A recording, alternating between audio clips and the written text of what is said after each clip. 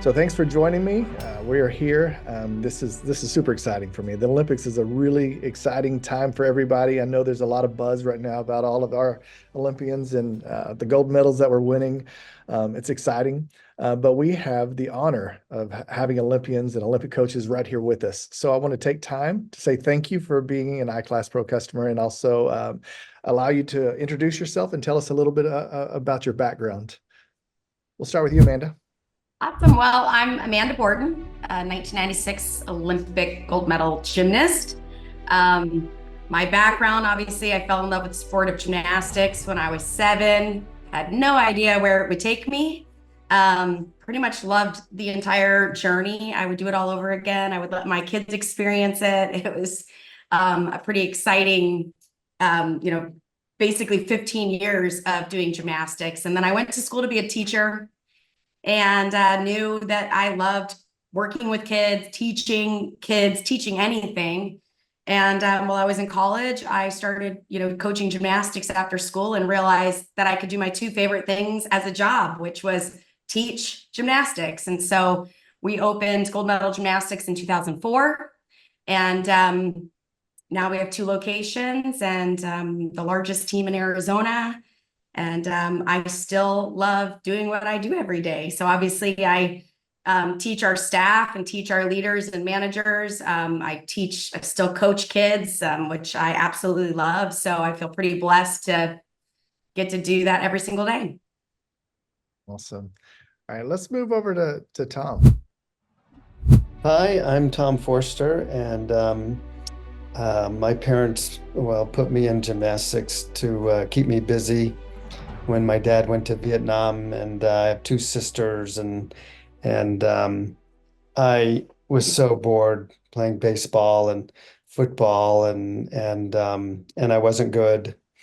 So I one day I stumbled into our elementary school early, and there was a tumbling program going on, and the PE teacher saw me looking in, and he said, "Hey, just kick your shoes off and join the line." And I saw a kid run down and do a flip. I thought that was the coolest thing I ever saw. So I just kind of watched and watched, and I got in line and ran down, and I did a front flip to my butt. And but it was the coolest thing I ever did, and that was it. I was bit. And I never stopped doing it. And I had some great coaches through high school that were very inspirational to me. So I wanted to become a coach. And like Amanda, I love teaching. So I got a degree in teaching and physical education and science. And I thought, I'm going to go back to my high school and coach with my coach. And when he retires, I'll take that high school program over because there weren't really at that time. And they dropped all the boys' programs by the time I got back to Colorado Springs. I went to Penn State on a scholarship and tried, by the way, for the 80 Olympic teams and didn't make it. In fact, I didn't get to USA Championships. I missed the compulsory scoring even. Working for a little club that had started, my wife and I did, loved it. And eventually the owner just didn't want it anymore. And so we ended up buying the equipment with the help of our parents. And that was it. And eventually, a couple of years later, I quit teaching school and just thought, I want to do this gymnastics thing full time. And it worked out, and I loved it. And then we had elites at the same time that Amanda was competing, and I wanted to see how good of a coach I was. So I thought, I really want to try to do this elite thing, and they just made it look so fun, which we all now know. Uh, it was a lot of work, but anyway, we ended up having some kids on the national team, and I did enjoy it, and I still have really close relationships with those athletes. So we ended up at Ariel's. At one point we had 5 locations, and then that was just managing that many employees got really old, so I started selling them off and got down to 1. And then anyway, so we have 2 gyms now, but that's how we got going. And then I ended up in the Olympic part because I was asked to be on national staff in 2008, which I loved, helping coaches coach bars. And then 2018, we had a lot of people losing their positions because of the Dr. Nassar scandal, the way that was all managed and everything.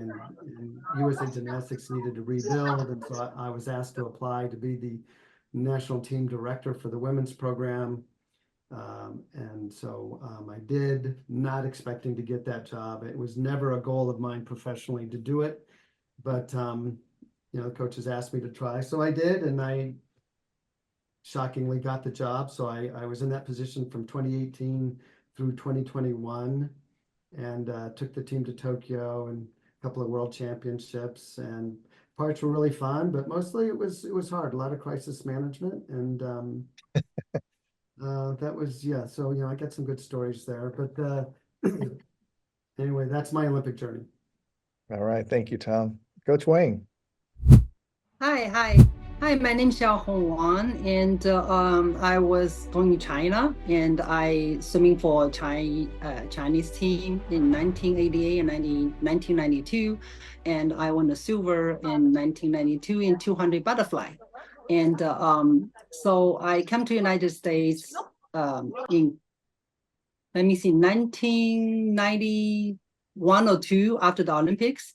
And then I kind of started, finding a better job for me to, just like, Amanda said, I can either make a living and also do something I really like. I'm good at it.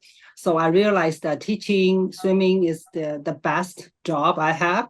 And before we started the swimming program here, and I was working as the computer kind of like engineer for about 3 years. And I did not really like that much, even though the income was good as a computer engineer. But so I kind of doing a little bit differently after get a layoff.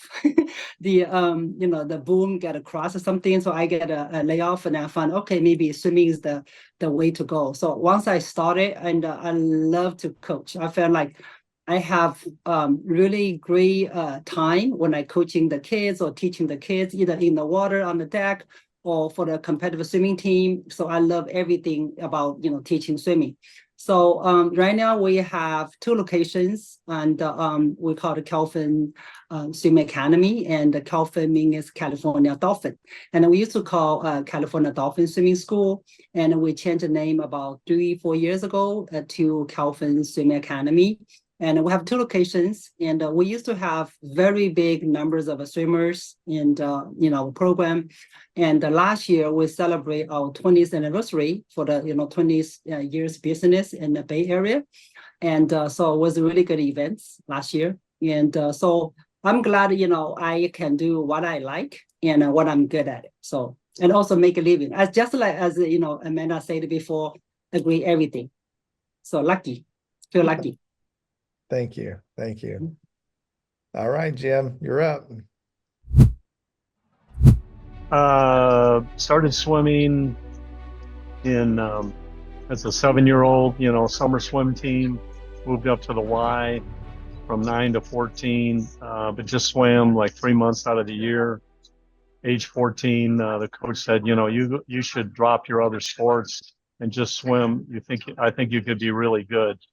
So I dropped my other sports and started training there in beautiful Madison, Wisconsin, and did real well the first year. Became the Wisconsin state champion at the age of 15, and then moved up the ranks to before my freshman year at Indiana. Won 5 world championships in swimming, and swam for Doc Councilman at Indiana University for 4 years. It was great. And then between my junior and senior year, was part of the 1976 men's Olympic team, one of the greatest teams of all time, I might add. And from there, said, well, what am I going to do for an encore? And it took me 2 years to figure out. So I ended up moving down to Dallas, Texas, and starting a master swim program from scratch. And it was called Lone Star Masters, of course, and built that up to probably the second biggest masters team in the country, 500 or 600 swimmers. So I basically coached adults for 35 years and loved it. And then about 10 years ago, my wife and my daughter kept bugging me to open a swim school for kids. And my daughter has a real passion for that. That's what she got her degree in teaching.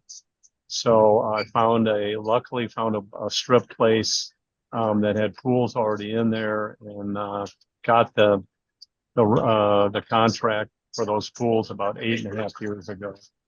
And so that's what I've been doing, still coaching masters, but we have a family business.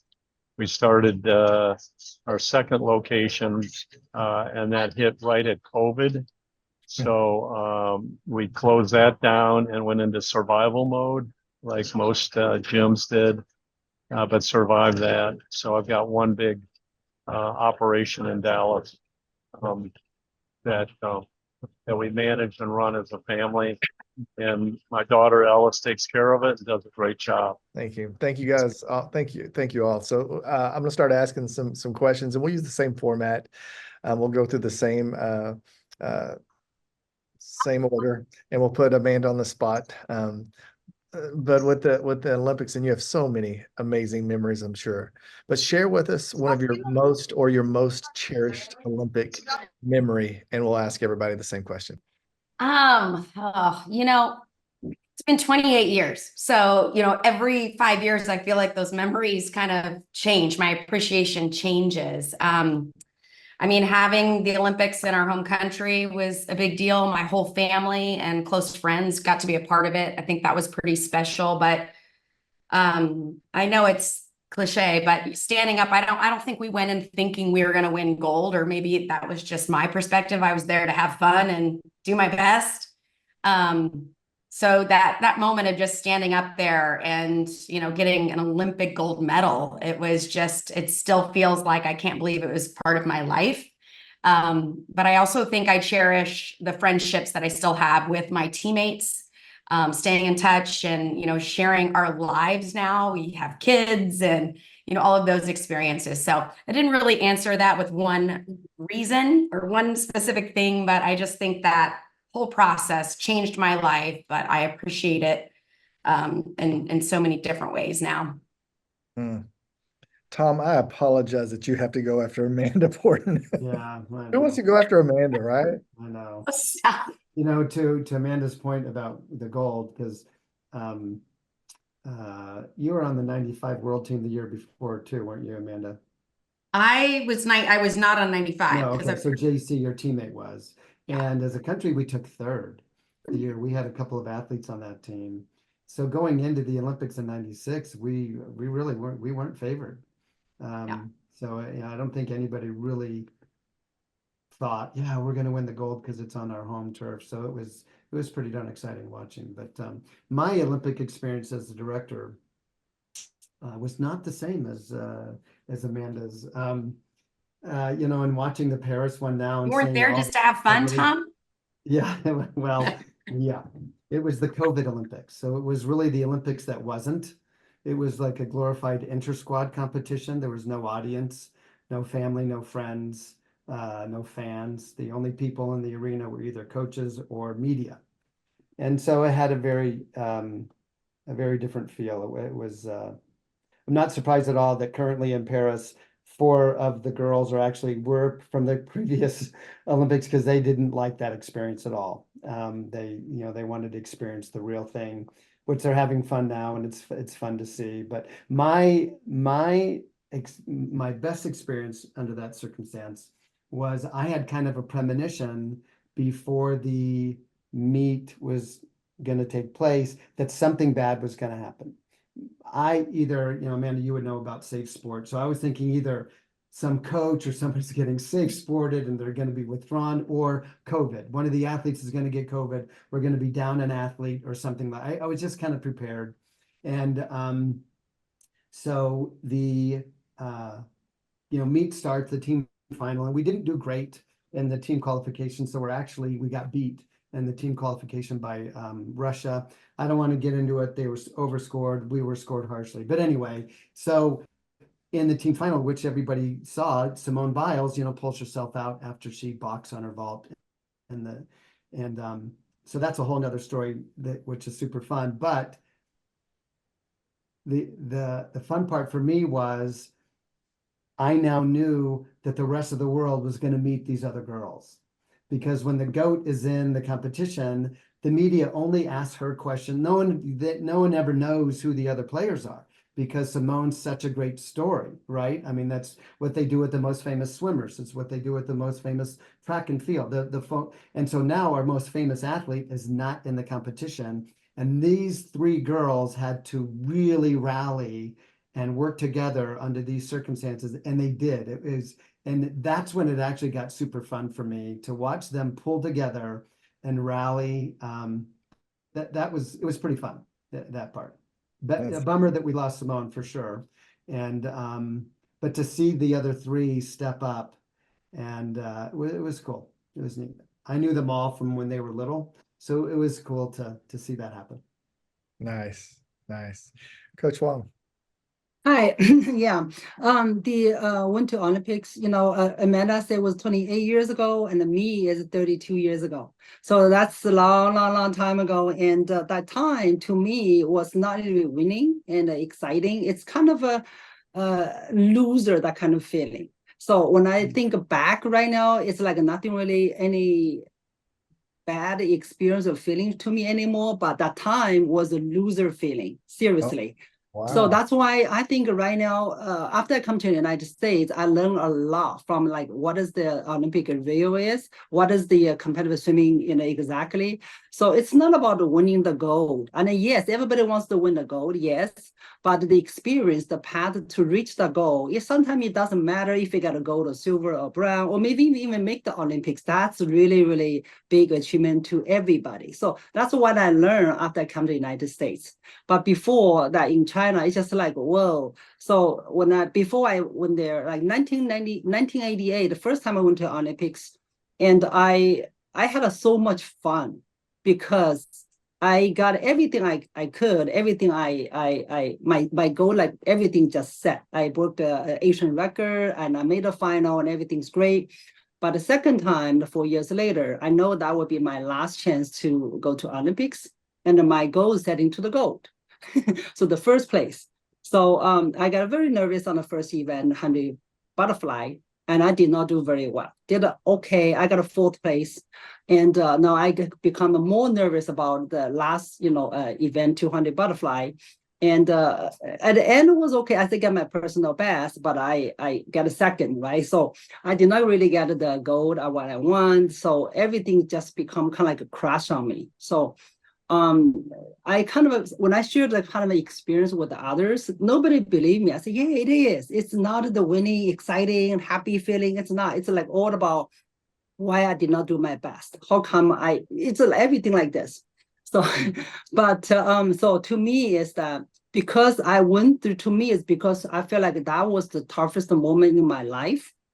And so that's why when I come to the United States, and nothing really kind of will be kind of like stopping me doing something. It's a very challenging for me. For example, become a computer engineer. It's kind of it's hard, but it's like nothing to lose anything. Open my own swimming school business and work so hard every day. And it's kind of like because I used to compete in the highest level in the swimming, and that told me the importance of the discipline. So I discipline myself very well, and I totally agree with the no pain, no gain, that kind of a concept. I totally agree with that. And I don't really think the young people have that kind of a concept right now. They feel like they can still live very well without working that hard. But to me, you have to work hard to get wherever you want, the life you want. And so right now I feel like very, again, lucky to pass my swimming journey experience to my next generation, because I do teaching some of the young kids. They are in the age group 8 to 12, 13 that year age. And so make them a little bit, swimming better and achieve the swimming goal, wherever. And so some of them do really, really good in the Pacific swimming age group. And one of the my swimmers last year was ranked #1 in the 10 years old age group in the nation, USA nation. I was really, really proud of myself. And so I feel lucky to have the chance to do something I really like. and just because the Olympics, experience I had in the past. So yeah. Awesome. Mhm. Jim, is there a most favorite, cherished moment that you could think of? Again, part of that 76 Olympic team. It all came together in training camp. And once we got to Montreal, Doc had this vision that he told us as a group, says, I want you guys to know you have your own personal goals of winning medals here, but if we really care for each other and root for each other, you're going to be swimming a whole lot faster. So we put together, and he said, I want this team to win every gold medal in the swimming competition. I want this team to win more gold medals than the rest of the U.S. combined teams together. And we rallied around that. So every night we just didn't take the bus over to the pool. Doc would go over to the closet. He'd pull out a broom. He'd give a broom to Joe. You're going to carry the broom. Brian, you're going to carry the American flag. And as a group, we would walk over to the pool every night screaming, sweep, sweep, sweep, USA. All these other countries thought we were nuts. So what happens the first night, first event is the 200 butterfly. We sweep it, 1, 2, 3. The second night I'm in there in the 200 freestyle. What do? We sweep it, 1, 2, 3. So that was my fondest memory. And of course, on the last night, second last event was the men's 100-meter freestyle, and I had to wait 8 days for that thing. So I didn't have any idea about what the time was. All I wanted to do was win, but I ended up, with 49.99. So I guess my legacy is when people introduce me, this is Jim Montgomery. He's the first to break 50 seconds. That's the first thing they say. So that was a highlight. But being a part of that team, the most successful team in Olympic history, that's my highlight. Jim, that was a great story. Thank you. The next thing I want to talk with you about is obviously the fact that you have businesses in the industry that you were successful in has been a windfall. I'm sure having an Olympic gold medal doesn't hurt your business advertising and marketing. But let's bring it to the current Olympics. Well, actually, before we go there, can you tell me of how something in the Olympics, whether it's current Olympics or previous Olympics, have impacted your business in a positive or negative way? Anything that's happened that has caused maybe an enrollment rush or something to really impact your business?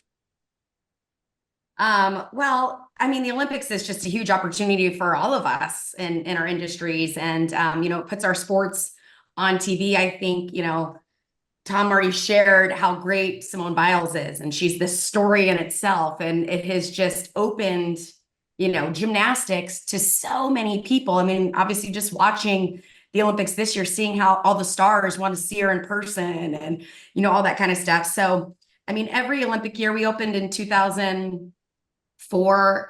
Every Olympic year you see, boys and girls fall in love with the sport of gymnastics. And I would assume the same with swimming. I had the honor to take my kids to Paris, which was incredible. And we let our kids pick a sport to go watch. We went to see swimming, which was amazing. First time in person, of course, gymnastics, but we also went to sports my kids love, which is tennis and golf. And to watch them come back, now we're home. And, my 9-year-old's like, Mom, get me to tennis practice. My son's like, I got to get out and practice golf. And, so as a parent, you see the impact that these athletes and experiences, and most of all their journeys, which I know Coach Wang had mentioned too. Obviously, watching our athletes win medals is incredible. But I think the bigger impact is, seeing the journeys. They're relatable a lot of times. They're not athletes that walk out and they're number one, because they didn't work hard or they didn't have struggles or miss an Olympics or whatever it might be. And so I think you just feel that energy, in the gym. We do a lot of things to celebrate the Olympics in our gym. I'm obviously a huge Olympic fan of all sports. So I think it just really kicks up excitement for kids, youth sports, and hoping they find the one they love, because I think that's really important. Absolutely. So let's go over to Coach Wong. Can you tell me of anything that's happened in the Olympics that's impacted your business? Definitely, we can see one of the impact we see like this year, and every year for our swimming school program, we host a swimming events, like swimming competition events. So normally we have 250 people join the events every year. And so all those 250 swimmers, all from our swimmer, from 2 locations, and plus one of the summer league program, okay, summer team program. So total 250. But this year we have 275, and also sign up very quickly. So I think that's one of the kind of like a indicator to see people like interest in the Olympics. Also the last week, like during the Olympic time, when swimming events still going on, we have the events on Sunday.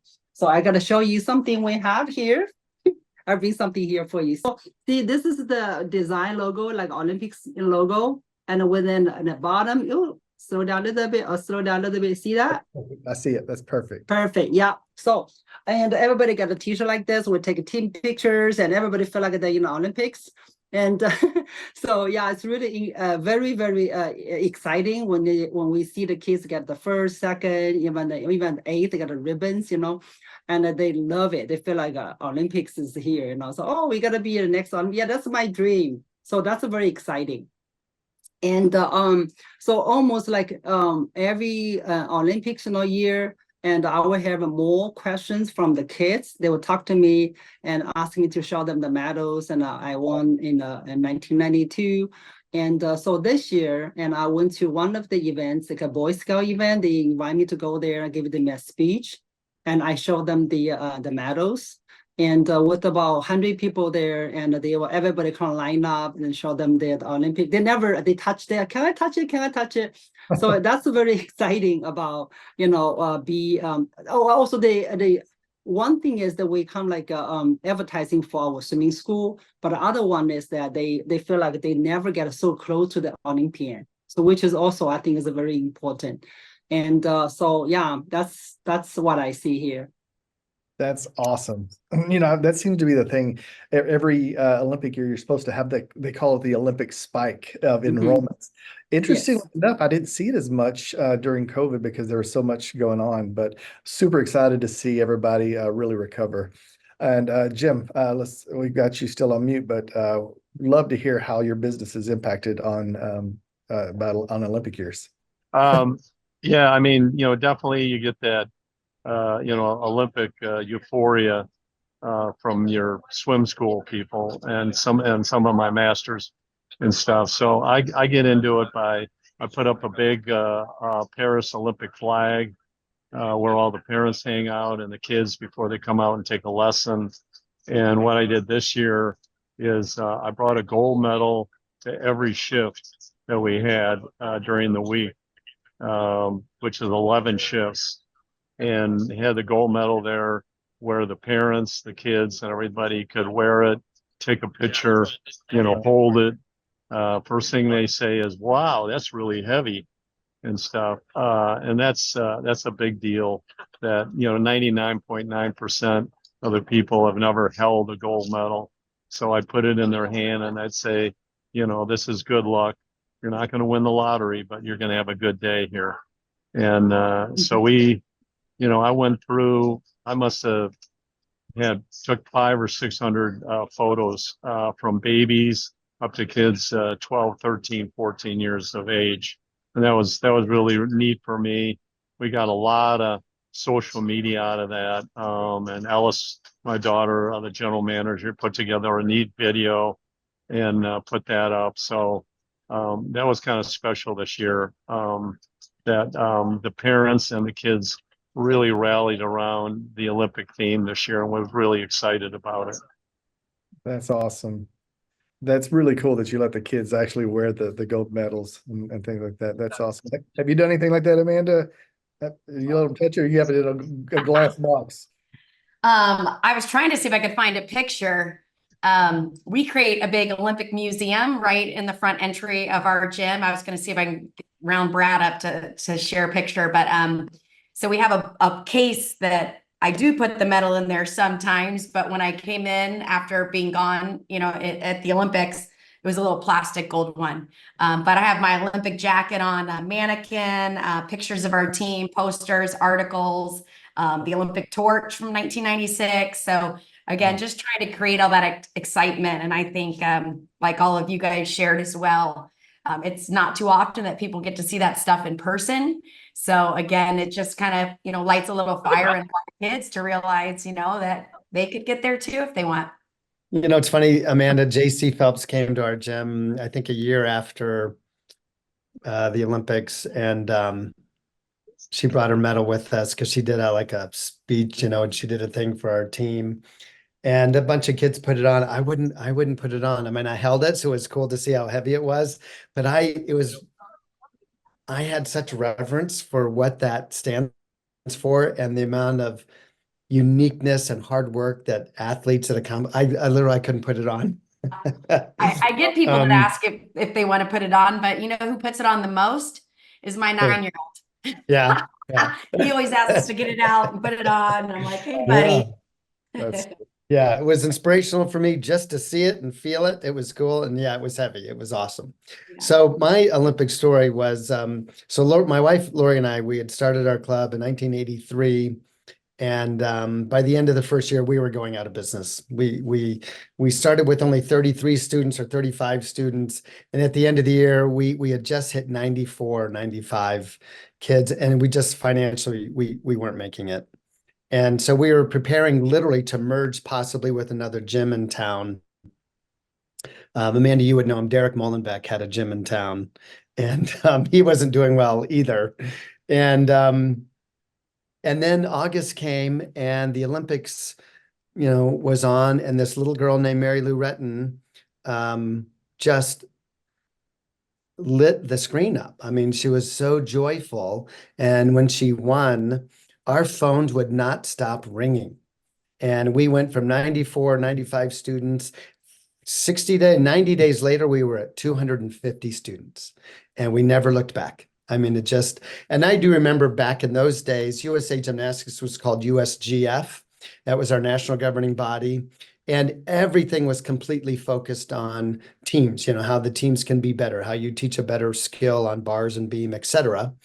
And there was nothing focused on recreational gymnastics. And all these clubs now had hundreds and hundreds and hundreds of students in preschool classes and recreational classes.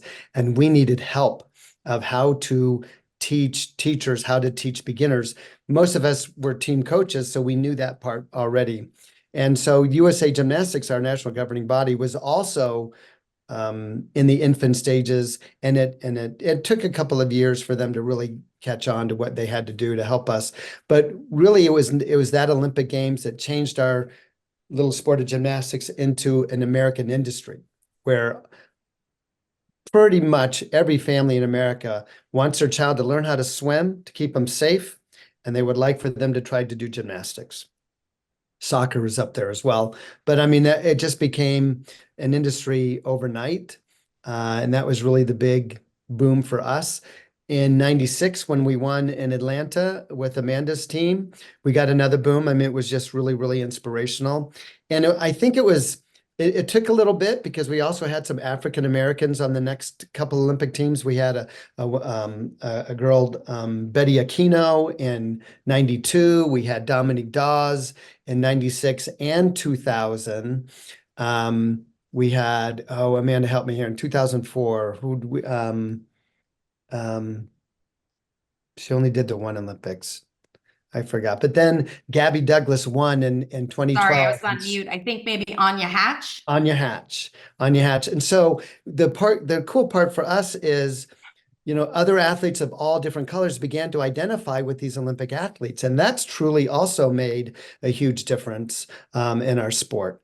The the eclectic, Asian population, African American population, Spanish. It's just been really, really amazing. So each Olympics really, I think, has impacted our sport, but none more than the 1984 and the 1996, where enrollment wise, absolutely the two that were the most impactful. Wow. All right, guys, I'm going to ask one more question. And again, thank you guys so much for your time today. It's for sharing. Looking back, you look at Amanda Borden, owner of gold medal, storied career, captain of the U.S. Olympic gymnastics team, the Magnificent Seven, gold medalists. You've got Tom Forster, who is known by everybody in the industry, owner of Aerials Gymnastics, made it all the way to the team coach and Olympic coach level. Jim Montgomery owns Jim Montgomery Swim School, two-time gold medalist, bronze medalist, broke the 50-second barrier, and Coach Wong, co-founder of Calvin Swim Academy, silver medalist, the 92 Barcelona Olympics. You guys have the dream. Y'all have lived the dream, and so many athletes want to accomplish what you've accomplished and live the dream that you've lived. What would you say is what advice would you give to aspiring athletes that want to make it all the way to the top at Olympic level? And we'll start with you, Amanda.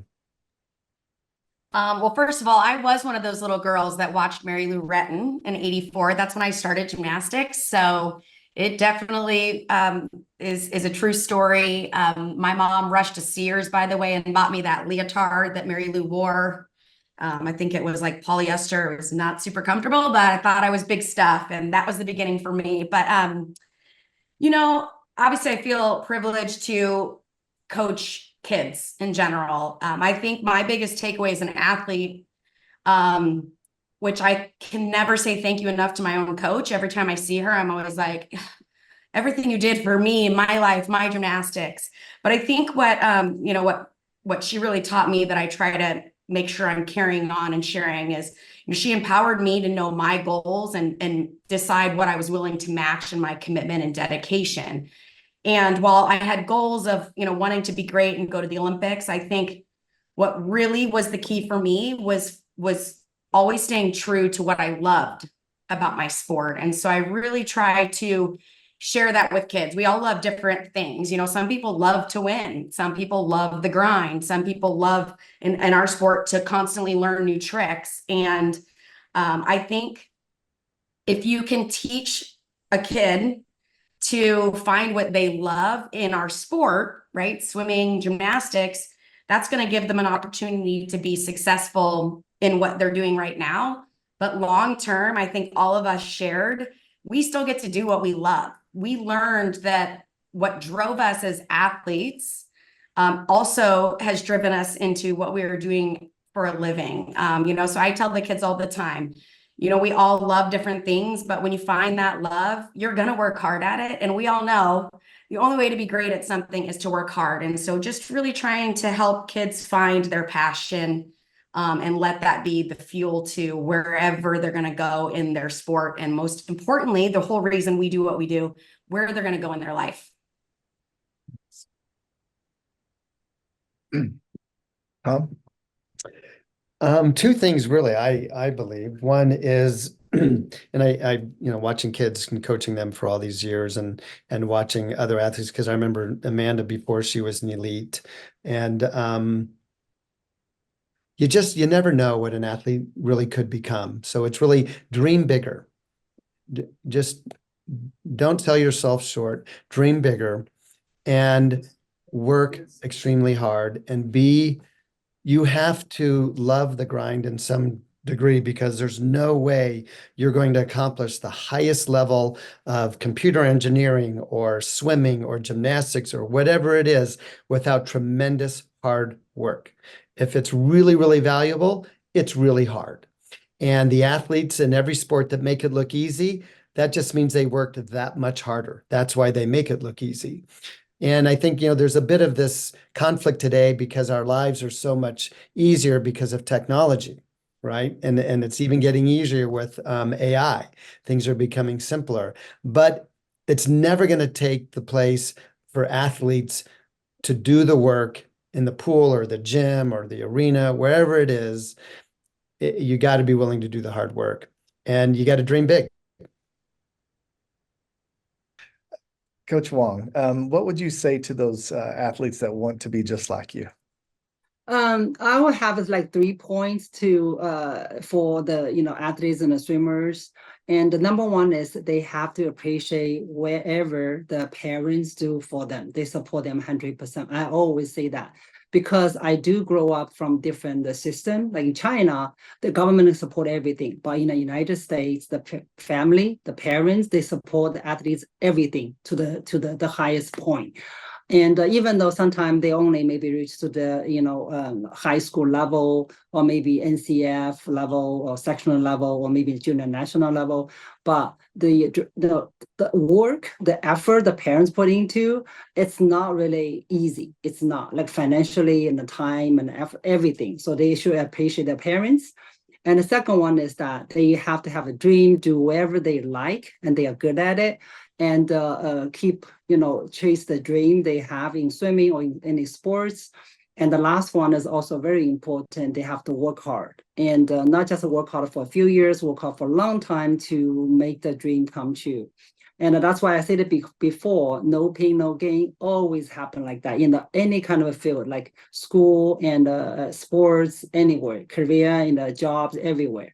So no pain, no gain. So they have to understand this. It doesn't matter, it's right now the different world or with different time. It's always it's true to me. Oh, well, I second the thing about the dreams. We always have a saying, if your dreams don't scare you, they're not big enough. And that's what I tell the kids. You gotta aim high, and to get there, it does take a tremendous amount of work, and that really has to be developed at an early age. Very few athletes all of a sudden they're 15, 16, 17, and all of a sudden the light turns on and they start training hard. No, I started, learning how to train, when I was 9, 10, 11 years old, from my coaches and from my parents and my teammates. So that's a critical time for these kids is, I had to get up at 4:45 in the morning and go to a morning swim team or I was in high school and had to miss a lot of social events. So there is a lot of sacrifice that you want to tell them, but it's worth it. It was a blast. I had great coaches that taught me the fundamentals when I was 11, 12, 13 years old that were key to my success, so that when I was older I had all the mechanical fundamentals, and I knew how to train hard to get to that level, and then to sustain that for so many years. That's kind of the key. You see some of these swimmers, they're making a lot of money out there, and we were amateurs back then, and they're staying in this sport a lot longer than I was. But I could only handle it for 8 or 9 years internationally and stuff. And the other thing I tell them is that we have at our swim school a value that's excellence thrives in the details. And you've got to work on the details in the race. And I tell all my athletes and everybody, if you don't do it in practice, there's a 99.99% chance that you're never going to do it in the race. And it all happens. The blueprint of success always comes in practice. Right on. Thank you. So I know I said that was the last question, but if y'all indulge me for one quick one. So far, what has been your favorite memory of this Olympics? Is there anything that stood out for you? And you don't have to answer if there's nothing that's really just like that you've enjoyed, but just curious if there's anything that's been like, wow. Sunday night, the swimming was over. I was at the USA house down there where they invited all the athletes, and I was upstairs, and my buddy Rodney said, hey, USA Swimming's having a private party down the hall. And I go, really? But they wouldn't let me in. Would you come? Let's go down there and let's see if we can crash the party. So I went down there and I said, I'm Jim Montgomery, was an Olympian. Can I come into the party? And the guy gave me a high five. Yeah, go ahead in there. And there was the USA swim team right after the finals. So I went around and congratulated Katie Ledecky. Of course, I had to take a photo.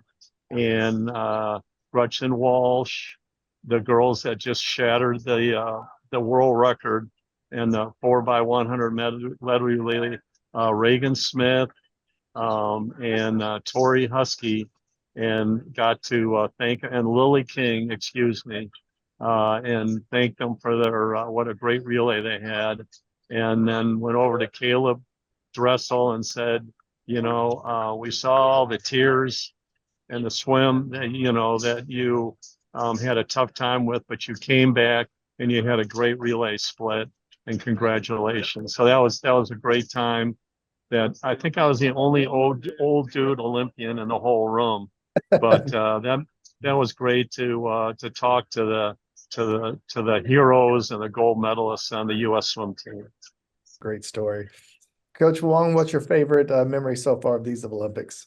Actually, I watched many highlights of the race, all kind of events, but the most impressive one to me is the men's 100 freestyle meters, freestyle, and by Pan Zanle. And that was amazing swimming, and it was just great. It's just like I watched, watched it so many times, and I try to pay a bit more attention on the details, like on the water push off, flip turns, and the dolphin kick, stuff like that, and ends, like how to finish the last 15 meters, stuff like that. So I've tried to learn something. Maybe I can teach my swimmers a little bit, maybe in the future can help out a little bit.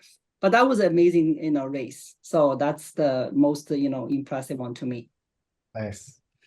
Tom, have you had a chance to watch it and study?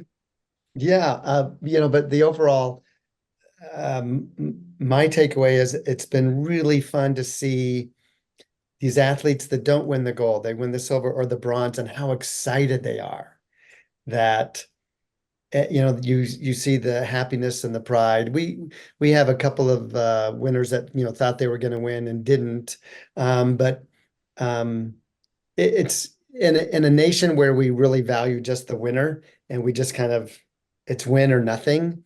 Really, really fun to see just how happy these athletes are to be on the podium. And yeah, so that to me kind of reinforces, yeah, you can still be a champion and not be first. And you can feel like a champion. And so that's been really fun to see that people in America really celebrate even when they don't win the gold. First of all, being in Paris for 9 days was incredible. I had the privilege of being in Rio, but I really didn't get to a lot of events because I was working a lot, where I only had to work one day. And I worked at the USA House, which that place was unbelievable. A lot of great memories there. I think it's just a great spot to celebrate current athletes, former athletes, and of course, the USA. But I think obviously I love all the gymnastics. I love all those moments. I appreciate the skill level, but I thought the camaraderie across the top gymnasts was really a standout for me. I just felt like you could see the appreciation for, athletes admiring Simone, her sharing, she felt a little pressure from a few athletes, and just their high-fiving. And I thought that was really cool to see across all the countries.